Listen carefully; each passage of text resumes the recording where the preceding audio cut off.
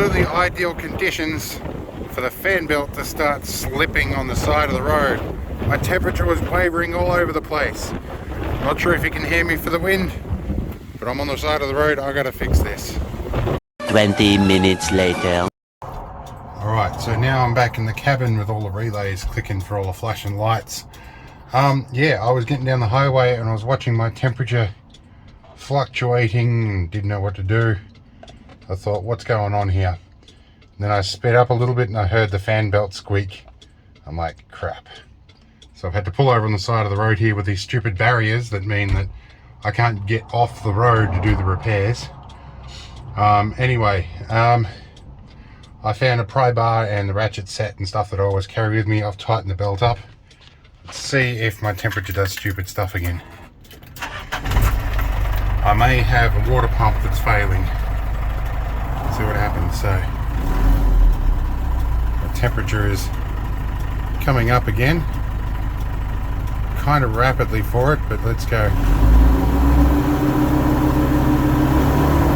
Normally I'd expect to hear squeaking at this point.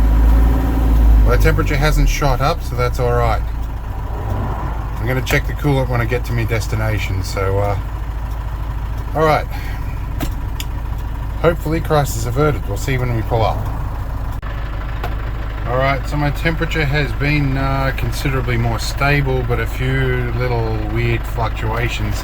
I think that when I finally got around to using the heater in the back, there's some junk in the line, so I've probably got a bit of junk kicking around it. I think something gets jammed in the bloody water pump every so often, so I might actually book down to my local mechanic and get them to do a proper flush, just because I'm not really equipped to do that sort of thing myself, and see if that improves things at all and see what comes out of it.